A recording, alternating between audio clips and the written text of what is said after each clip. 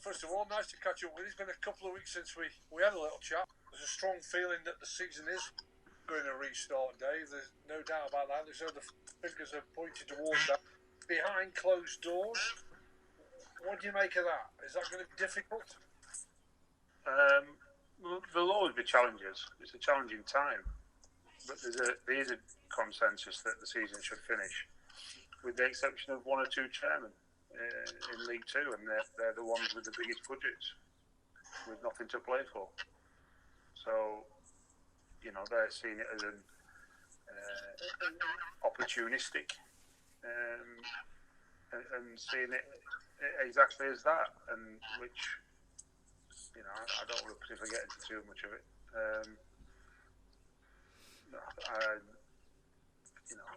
The Gordon Taylor's recommended that a 25% pay cut for April, and the chairman wanted for longer, and I understand that. But they also, there's a few chairmen that want that to be 50%, and using coronavirus as an excuse not to pay them, and that doesn't sit morally right with me. I think everyone's got to take their fair share if the situation dictates that. But I'm pretty certain there's some very rich chairmen hiding behind coronavirus to reduce players' wages, and that's not the case at Crewe. And as far as I'm aware, that's not the case for clubs nearby either. But there's definitely some clubs a bit further afield that are using that as an excuse, and that doesn't sit right with me. And they're banging the drum quite hard, I have to say. And the longer this carries on, their voice might get heard. So, that's their agenda, that's their prerogative, and that's sort of where we're at the minute. Everyone from Stevenage to Crewe want the season to finish, with the exception of one or two. I saw the Accrington chairman come out and said he'd rather not play because he's 19 and got nothing to play for. It's opportunistic, the integrity of the competition, and I get it. I do get why he's saying it. And he's saying, oh well, if it's a choice between playing games that will cost us £500,000 and not finishing the season, we'd rather not finish the season. And I get that, but if you don't finish the season, you're still going to have to pay the players' wages, so you're still going to lose the money. They're not, they don't correlate together. And I would think that there will be revenue streams, if and when the games get going again, that will counteract that through streaming sites. I know that there's one championship CEO, for example, saying that they should get the betting companies involved and they should stream it all. And the betting companies, there's some levy on them, and that brings more money in. I don't know if that's the answer, I've no idea. But it shows that if you get a bit inventive, and I'm not sure I'm keen with that, but I don't know the details, if you like. The devil's always in the detail. But I think if you get a bit creative and everyone understands that we're all going to take a hit, then you'll get there. But I think there's some people who are sticking their feet in the mud and they're unprepared to move because they see it as an opportunity to not pay people. I know it's very difficult because it's going to be led by the government, but is your one wish is now from your leaders to give you a decision one way or the other, whatever? No, there's no rush from me. It's still more important that people are safe. If this carried on for 3 months, then we finish the season in 3 months. So be it. There would be some severe financial hardship across a number of clubs at that point. So I'm not sure that's tenable. But then, the people who are saying finish this, stop the season. Well, we'll restart the new one in August. Still behind closed doors. You'll still have the same problems, the financial problems. The null and void argument doesn't really stack up. Or keeping it as it is, points per game, whatever you want to, because the problems are still going to be there. That's you need football back. You need it back safely with revenue streams. When that's going to be, we're not sure. I think for me, that forget hindsight and whether they should have done it at this time or whatever. I have to tread very carefully, because the last thing you want is to sort of reintroduce or ease lockdown measures and then another second spike come along. I think the good thing is that there'll be other countries that will do it before us, that have already started this week, or last week should I say, and I'll be interested to see how they get on. And I think that will dictate exactly how quickly or how conservatively we will do things in this country. But then I'm no government minister, I'm certainly no virologist or epidemiologist, so we just get dictated to by the government like everyone else, and when football's safe to return, it should do. From your own point of view, from your football club, you've got 3 long-term loans in your squad. Have you worked out how that's going to work around them being available for you? I spoke to Midtjylland, and that's not a problem. Middlesbrough's not a problem, because that loan agreement doesn't end anyway till June. And with me and one of the directors spoke to Blackpool, and that shouldn't be a problem. There's a FIFA director that says that parent clubs can't refuse, but then I think it's just safer to make sure you agree, through good relations, if you like. I spoke to all 3 players, certainly Michael and Tuma, about it, and they want to stay, which is the key, because they don't have to. And we go from there. Them kind of things are just new challenges that you didn't expect. Do I see a problem with them? No.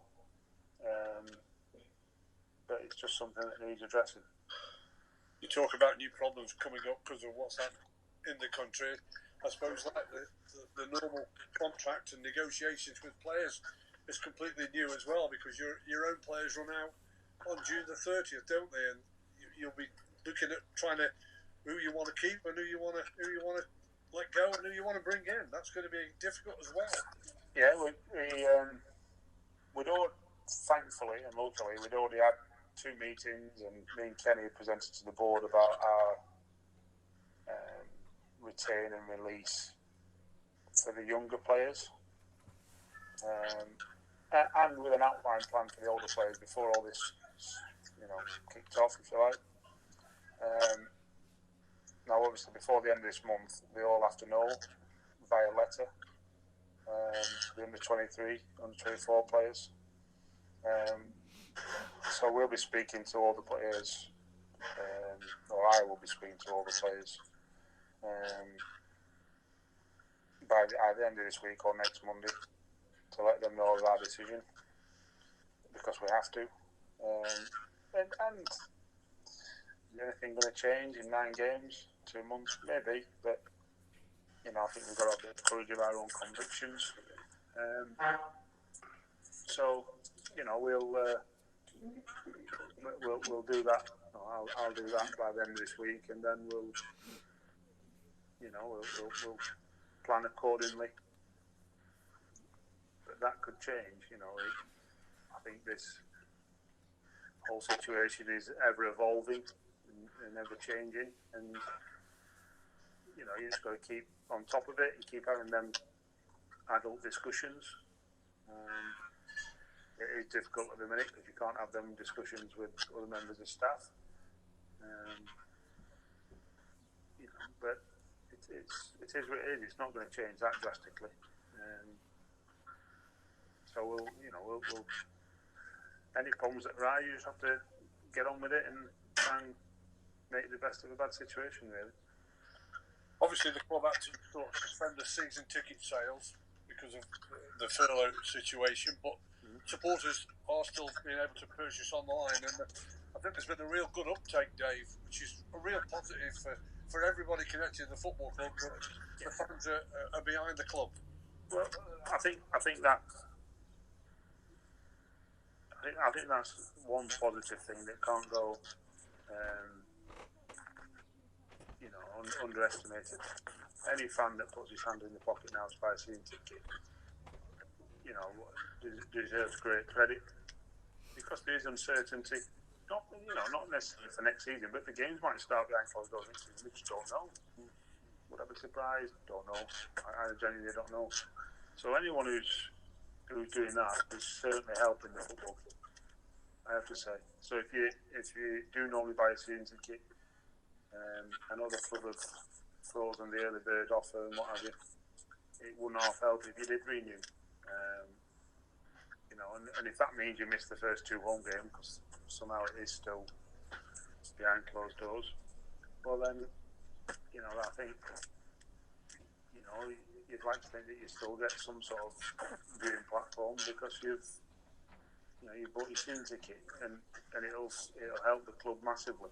So if you can stretch to that and you can afford that, and I know times are tough because people might be furloughed on 80% or working long hours if they're a key worker, and football's not the top of the list of priorities at the minute, and I understand that, but I think if you can, it won't help. Just finally, Dave, a few weeks ago, before it all happened, we were on sort of closed down. The fans had the chance to meet the whole new board of directors that have gone in place, and then last week, I think through the video calls, Charles Grant was appointed the vice chairman. You've worked very, very close with Charles since you've been at the football club, from when you're playing days all the way through to where you are now as the manager. Just from your point of view, what are his strengths and what is his vision and his feelings for the future of the football club? I don't think you can underestimate what a leading role Charles played in the Norman Hassel buyout. He was terrific in what he achieved. I think the only people who probably don't think he was terrific might be the new directors who what they've just come into, but obviously I'd say that tongue in cheek. But yeah, he's very astute. He's an honest man. He'll say it as it is. He's hard working, and he's a nice gentleman with terrific morals. And I think when you add all that in, that makes him a good fit for Crewe Alexandra. It's as simple as that. I have to say he's been a great support to me. Like I said, from the very early days, and I think he's well worthy of his new position. I think he's obviously a local man. He lives in Nantwich. He's always popping into the training ground. It's quite clear that he loves the football club. He loves everything to do with the academy, and he wants to see us be successful. I'd like to think if the season had panned out, this week would have been a terrific week for us all. But that's not to be at the minute. That's still on hold. And would have all repaid the faith that not just Charles, but the chairman and the rest of the board, and certainly the new board members have put in the faith that they've put in the football club. And hopefully that'll still materialise. But like I say, Charles has been a terrific help to me personally, and I think a lot of the staff feel the same way, and I think probably the chairman feels the same way. It is a lot of work that I see, never mind probably what I don't see. A lot of the board members do have their own businesses to run, and that's where their main focus is, and I understand that. Whereas Charles has got a bit more free time. Still got his own businesses to run, but that shows how hard working he is and how astute he is and how clever a man he is.